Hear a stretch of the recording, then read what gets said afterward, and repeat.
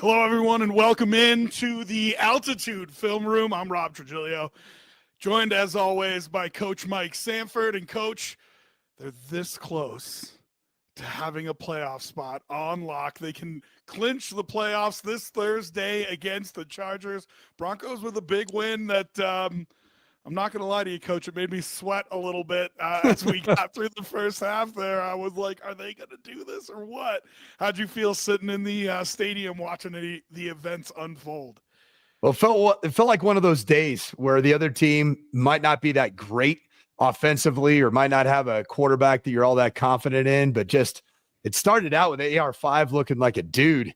Throws a middle bender down the field on his first 3rd and long, and then they convert another 3rd and long, handing the ball off to Jonathan Taylor, and just clockwork drive to start it out. And then the Broncos, man, just 3 and out, interception. Well, I think it was interceptions, 3 and outs, another interception. It just felt like one of those days. And it was a bad timing one of those days for the Broncos. I'm like, this is not the time to have one of those days.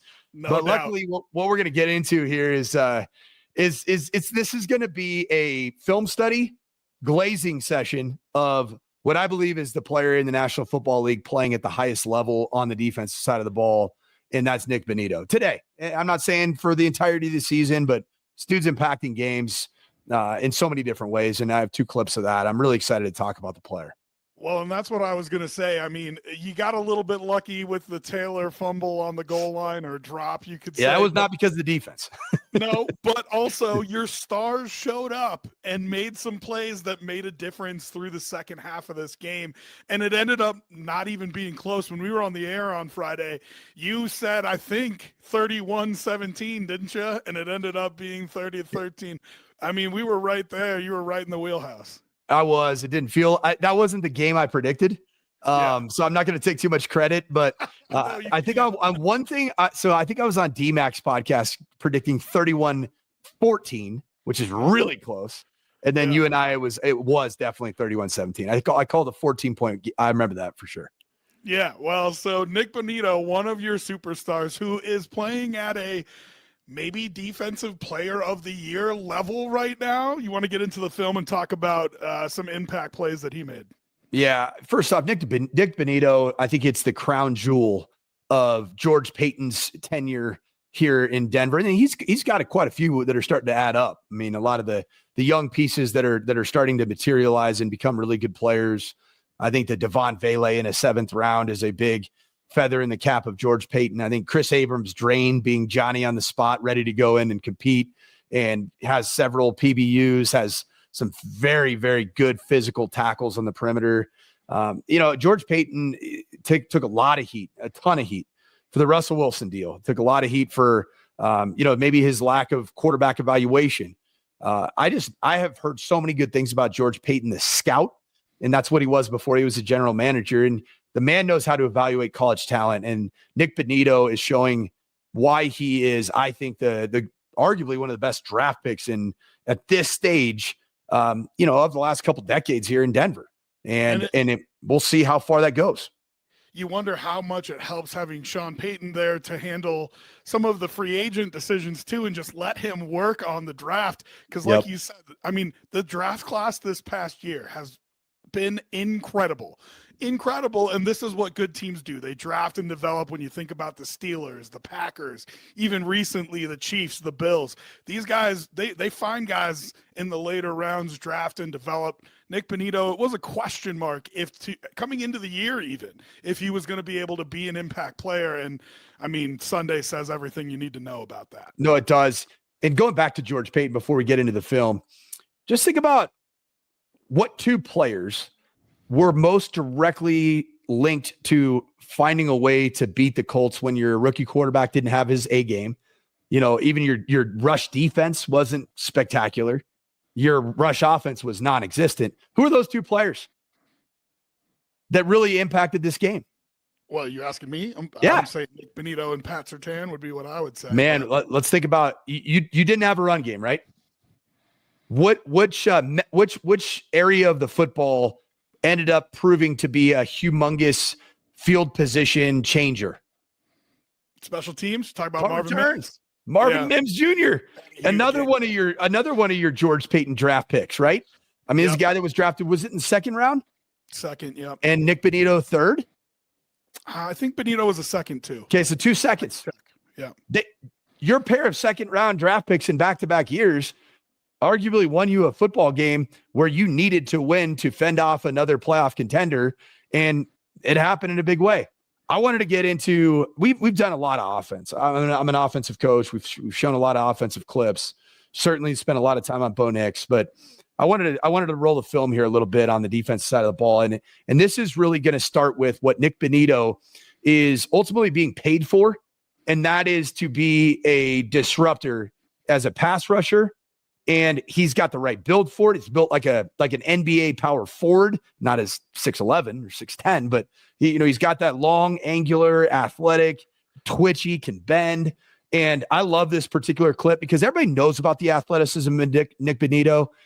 Rob, you've been around Broncos enough. When you see Nick Bonitto in person, he looks kind of slender, right? Like he looks like a hooper. Especially when you look at him compared to an offensive lineman, Yeah, an offensive lineman, or even the close side defensive end or outside linebacker, which is Jonathan Cooper. That is a humongous human being, thick, big neck. I mean, they look like two different positions. Nick Bonitto looks like he could play safety. Oh, wait, he did. He played safety in high school. And so I just wanted to highlight here. So this particular snap, this is he was credited only for a sack, but you could see this is when you talk about the edge player or the outside linebacker. All right. So this is on a pass down. I got to take a look at what the down and distance was here. I'm guessing it's a third down, and you have 11 personnel, tight end over here. So you have, it looks like a sub package. So it's a true 4-2, and you have outside backer, Zach Allen playing here. I believe that, I know it is Jonathan Franklin Myers, Cody Barton, Justin Sternad are playing in this, in the screen that we can see. All right. So a lot of times, what gets a pass rusher, typically the high ceiling grade, is what they can do as a true edge rusher. Now, this is, I think, such a advanced level play from Nick Bonitto, because there's going to be what you'll hear sometimes called a twist or a stunt. Oftentimes, for those that are wanting to know the difference, when we're breaking down as coaches, we're breaking down anytime a defensive rusher, a pass rusher, does something other than blitz in their aligned gap, it's going to be a twist or a stunt. I call a twist when it's a pass rush intent, which this would be on a third down. And then I call a stunt built to move the defensive front to stop a run play, more typically on a first and second down. So this, I would call this is more of a twist. Okay. Now you're going to see what happens on this twist. Let's let it play out. So initial angle, right at the tackle. All right. Cross face. Now he's going into the B gap. He started out giving the illusion he's a C gap rusher. You end up seeing that pressure coming off that edge. And that's PS2 coming, by the way. And this is where I want you to notice. All right. We talked about Nick Bonitto, the deficiencies, maybe just off the eye test. Yeah, he's not the biggest dude, not the strongest guy. Do you know who this is at left guard that's taking him on head on? Is Quentin Nelson in bad position here? Not at all.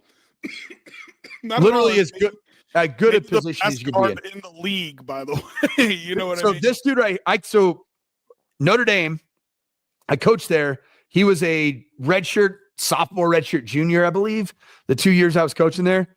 I mean, I was around David DeCastro at Stanford. This is the best guard, maybe the best guard prospect in the history of football.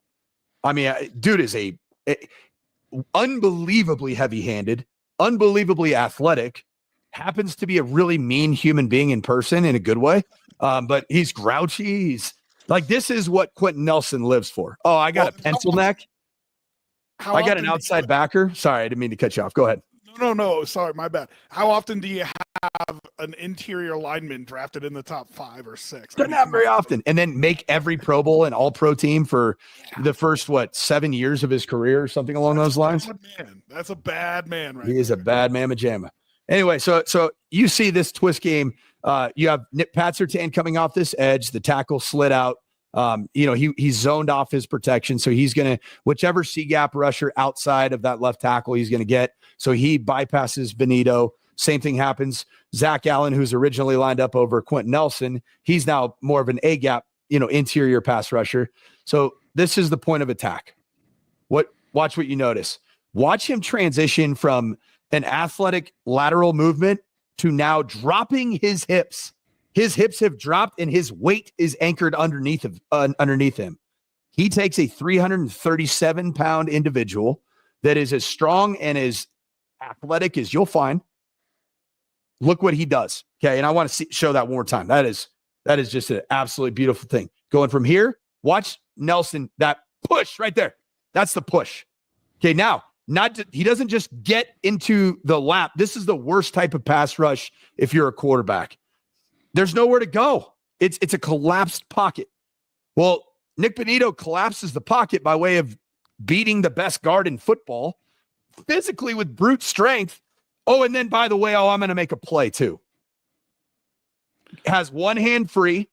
Quentin Nelson, like I told you about those meat hooks, man, those big old strong hands. He kind of is like, come on in here. Bonitto's like, screw that. I'm going to keep reaching. Gets his hand on the sack. Okay. Holds on to him. AR5 is dead to rights. Now, watch the finish of the sack. Jonathan Franklin Myers, who played with great effort on the snap too, but he gets credited for half a sack. But let's just talk about who did the heavy lifting for this sack. It was none other than Nick Bonitto. Well, and let's talk about a couple things with it, Coach, if you don't mind rolling it back. Yeah. So the first question I'll ask you is you give up a little bit of ground in a pass rush no matter what. Bonitto then drives him what looks to be another 4 yards back, maybe even 5, 3 big jump steps back for Nelson. And as a quarterback, when you don't have any lanes to step up and go through out, what are your options there? Talk about why that pass rush, because everybody says it, right? All these media types say, hey, the most disruptive pass rush is that center pocket push. Well, yep. Tell us why, as a quarterback, that's so hard for you. So there's two different kind of theories and thought processes on rushing the passer. John Tierlink, who is a legendary defensive line coach, coached in the Tony Dungy system. His quote for defensive line play and pass rushers is up the field. And he always said this: we are going to pin our ears back to get to the quarterback. Oh, and we'll worry about the run on the way there. That was kind of the thought process. Yep. Well, then there started to become more what you call two gap, which means you take on just like this position that we see Nick Bonitto get into. You take on an offensive lineman straight down the middle and then allow yourself in the run and potentially the pass to then play either gap. That's why it's called two gap. Right down the middle would be just you're taking on the man, but then your two gap responsibility was, I can use my hands, my leverage, my athleticism to then separate and shed and make a play in whichever gap it declares. Right?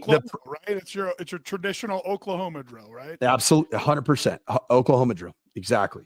And that's just basically mano y mano, run into each other. It's been outlawed in just about every level of football. Unfortunately, it's a great drill. Love that drill.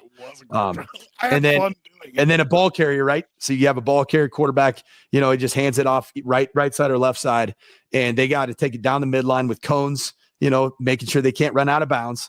And then you had to butt the blocker, meaning you make the physical contact and then shed and try to make the tackle within 5 yards past the original line of scrimmage. But you need to control that blocker with your hands so you can go either direction, which is what we're watching Nick Bonitto do here.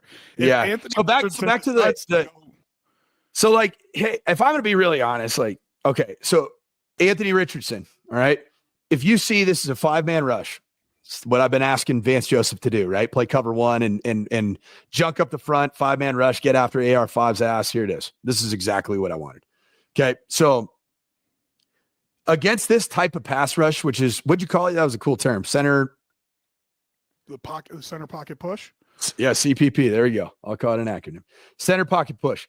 The best way to fundamentally manage this type of pocket is to hold your ground as much as you can.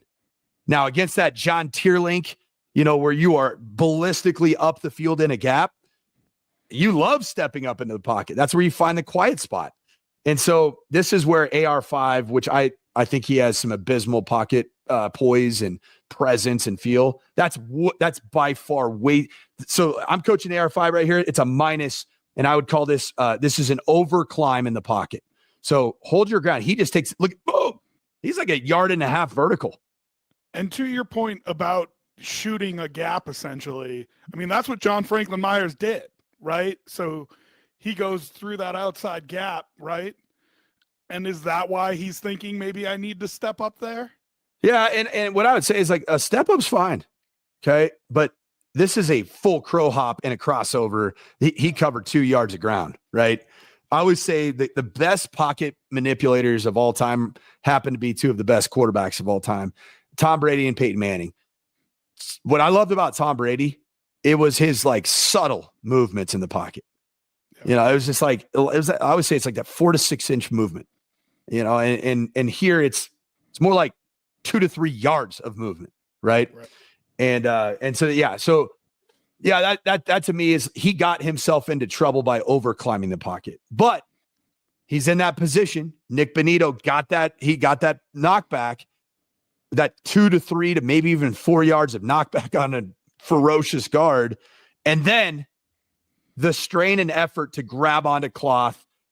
And now you can see AR5's in no position to throw the football. Yeah. And that's where the sack essentially happens. Beautiful pass rush. The thing I want to talk about, Coach, is I don't think it was unintentional. Like, I think on purpose, if you roll it back just a little bit right there, Nick Bonitto's hand goes right into AR5's field of vision. Okay, here we go. Right. He's able to grab him right there. And that's fantastic. And I feel like that was absolutely intentional. He is saying, I'm trying to take away your vision, and then I'm going to try to grab you.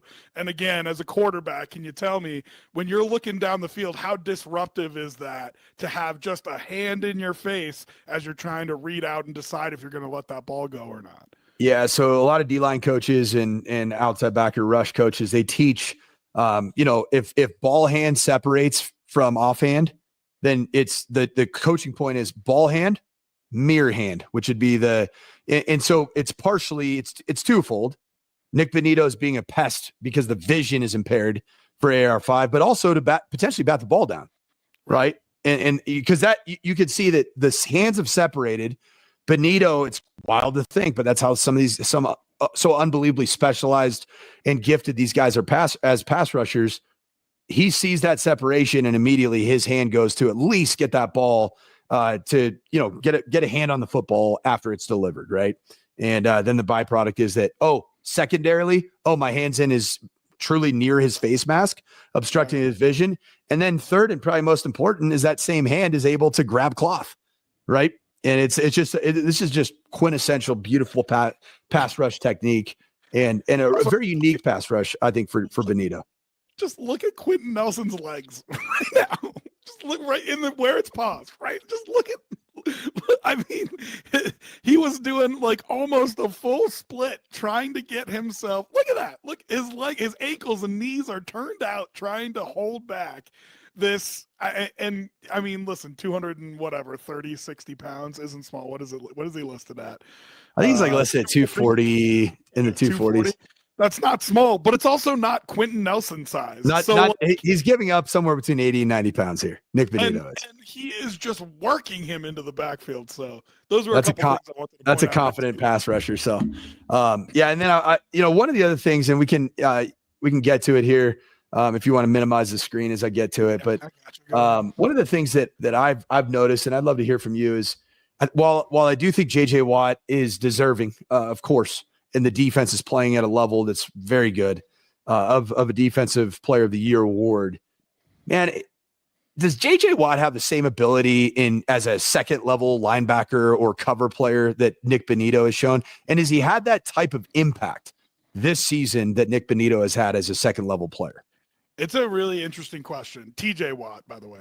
I always do that. Thinking about his brother. No, TJ Watt. Listen, I think TJ Watt affects the pass rush more than Bonitto does, but he has to because he doesn't do all the things that Bonitto does. And I mean, I've had a lot of MVP conversations lately, and it forces me to say this, right? They're both great. Let's start with the fact that they're both playing incredible football right now. That's why they're even in the conversation. But I just think, unfortunately, I think that these are 2-year awards, that it's not really based on just the one season. You have to play so well the one season that they say, oh, he's worthy of a defensive player of the year. And then the next year you have to do it again and they'll give it to you. So I don't think Bonitto can win it this year, but I absolutely think he affects the game more than TJ Watt does. Do you have to be aware of TJ Watt? Sure. Every play, you need to make sure you have a plan for him. But coach, the multitude of ways and things that you can do on your defense, which helps you disguise what it is that you're doing. Him giving you those options makes him more lethal on the defensive side of the ball than TJ, in my opinion. What do you think? That's how I see it. And that's why I think this next clip, which is, I think this is not necessarily the play that won the game against the Colts, but the football instincts, I call it FBI when I was, that's kind of a buzzword, in recruiting, when you go out and what we always ask high school coaches, tell me about his FBI. They're like, what? Huh? His parents don't work for the Federal Bureau of Investigation. I'm like, football intelligence, football instincts, man. You better give me the and that's a big deal, man. And especially at some of these positions, like he has great ability as a second level player. And it goes back to the fact that he was a high school safety. And you and I probably, I don't know if your journey was like it, but a lot of people talk about it. The defensive journey is that you start out at corner, as a youngster, you get moved to safety, get moved to maybe nickel, big nickel, and you get moved to Mike, and you get moved to edge. And before you know it, you're playing nose tackle, And Nick Bonitto did it from safety to probably I know he did play some second level linebacker in his college career, and now he's playing edge. So it's just a great aspect of his development that not only does he still have the athleticism to be a man-to-man cover player, to peel blitz, and that means when you're blitzing off the edge and then there's a free release running back, oh wait, I got to go cover him on the swing. Nick Bonitto's put that on tape this year and made PBUs, he's doing it pretty consistently. His other touchdown that he scored was him falling off of coverage, zone coverage. I mean, it was done beautifully. He was lying in the weeds. It's like sitting out. He's like, here, kitty, gotcha. He carried a tight end. Then he moved to the new guy that was in his zone, kind of like baited him a little bit, jumps right in front and has a pick six. This one almost as pretty, maybe more savvy. What a hell of a play from him here. Yeah, it sure was. So this was, this was an interesting point in the game. I have questions about the actual timing of the play call. You're in the logo shot area or the fight zone, or what so they call it, the fight song zone, which is like between the 35s. It's where a lot of trick plays are coming. So like really smart defensive players will say like, hey, watch the trick play, watch the shot, blah, blah, blah. Sorry to interrupt you, Coach. Did you see Surtain alerting that? Just before the drive, even they had him mic'd up, and as they're coming, that's right. Yep. He was like, alert! Watch the tricks. Watch the tricks. This is where they're going to do it. And I did see that. That was awesome. Yeah. Okay, so this is actually a pressure, and Nick Bonitto's coming right here off this edge, and Surtain's coming on the corner blitz. So he comes through free, and then he redirects. Well, watch Nick Bonitto. Okay, in this position, he is engaged by an offensive lineman. Okay, he sees the backward lateral potentially. I don't know if you can perfectly ascertain that he saw it, but more importantly, he starts to, his eyes are on this, I think it's Adonai Mitchell, right? A.D. Mitchell. He feels this strange little unorthodox step back from the quarterback, from Anthony Richardson. And look what he does. He's just sitting there. Oh, it's coming. And see ya. I mean, that is so good. That is so good. And then the Michael Jackson celebration, we'll call it. Some would call it the Marshawn Lynch celebration. Yeah, I say that this celebration right here was directed at every one of those power rankings that said the Broncos were somewhere between the 28th best and 32nd best team in the NFL going into the year. Or how about all the people that said he was a bust coming the last couple of years here? Yeah, so. I saw it last year, and I didn't know much about him. He came on, especially in that 5-game win streak that the Broncos had after they kind of shored things up following the 70-point debacle. I mean, Dempsey, I'd always tell Dempsey, this Bonitto guy, man, that's the kind of guy I hated facing because of his athleticism, his twitch, his ability to create havoc. And there come the beautiful flags. They threw those suckers so high. All right, so here we're not going to be able to see some of the instinct. That sideline camera is the best way to see it, but we'll at least be able to see the break. So Pat Surtain more involved in the pressure package in this particular one. So this was a throwback, and then it was going to be a screen to AR5. I don't know if you know that. It was a throwback. It wasn't going to be another pass. So it wasn't a true double pass. It was a throwback. It was a quick screen, throwback to the quarterback, and then AR5. The ideal situation is that you're able to catch the ball clean and you have blockers out in front of you. So you can see that flash of orange just coming out of nowhere. And it is, there is no hesitation. He looks like he could be playing tight end, running back. Just an incredible snap there. The only thing I want to go back and look at this, I think the big mistake here on this is if I'm 79, okay, and you have inside presence, and he's probably trying, to be honest, you've got to throw that dude down and by to the inside. It does look like he's trying to leverage. And that's the strength of Nick Bonitto. Right.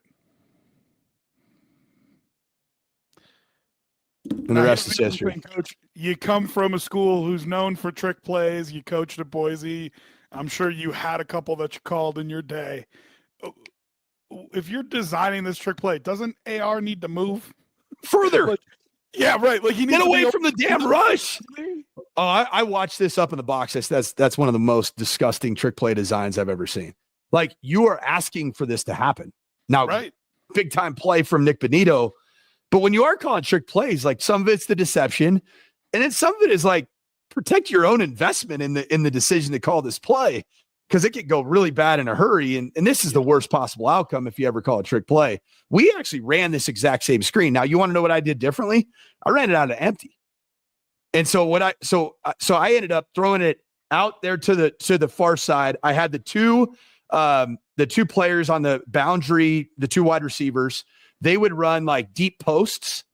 And then I had the quarterback throw the quick screen. We had the entire offensive line, all five would go straight down to the ground like they're cutting.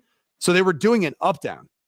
And so then the intent of it was that the defensive line sees that they're trying to cut you to get your hands down for a quick screen.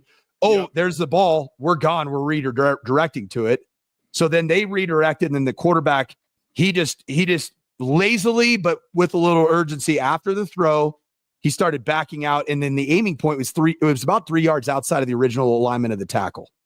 And then he's like basically still in the pocket when this ball gets thrown back to him. 100%, which is asinine. It could have been an AR5 issue. It could have been a detail execution issue. So I guess we'll never truly know. I just thought to myself, like, listen, if Bonitto doesn't pick that ball off and run it back for a touchdown, he's going to murder Anthony Richardson, right? Like, which some Colts fans would have, I was going to say, you said the worst outcome was a pick six, and I was thinking the worst outcome may be the death of Anthony Richardson. Well, the death would be horrific. You know what?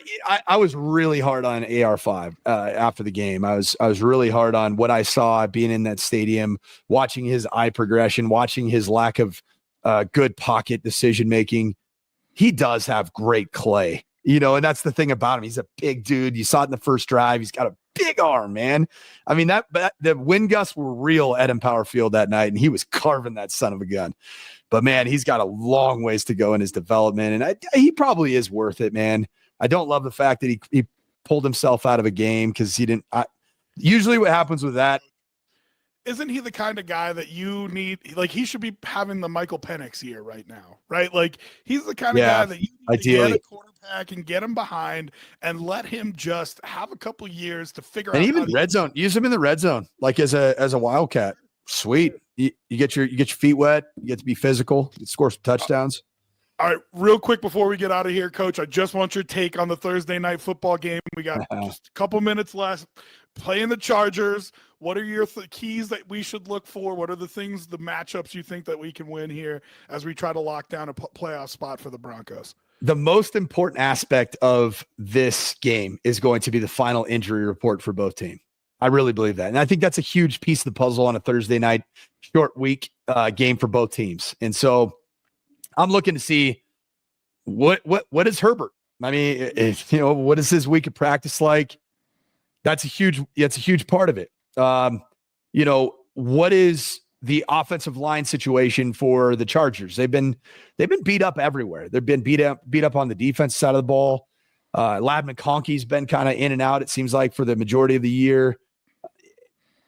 The Chargers, man, they were as hot of a team 4 weeks ago as anybody in pro football. And they had the rough stretch that the Broncos did. I think they went Chiefs. They went Chiefs, Ravens, right? And then they beat somebody. I don't think that was that great. Maybe the Panthers, or can't remember who it was.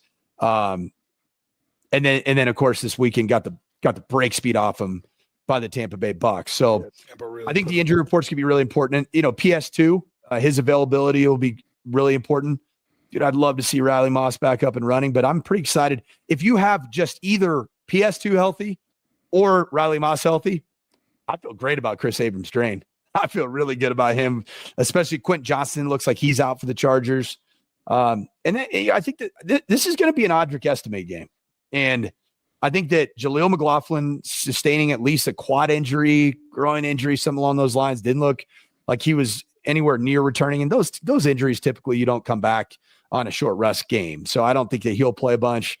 I mean, Javonte Williams, I think, is used as a third down back, and see what we got in Audric Estime. I'd love to see him get a good lather and see what he can do.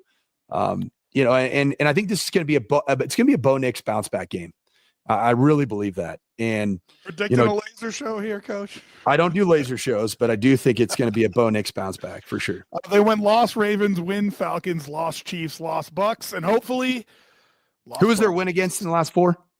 Falcons. There you go. They won at the Falcons. Lost Ravens, win Falcons, lost Chiefs, lost Bucks, and like I said, hopefully lost Broncos. All right, Coach, thank you so much. We'll be back next Tuesday. Make sure you find us on these same channels for the Altitude Film Room. Appreciate you, Coach. Hey, appreciate you, man. We'll see you. Okay, boss.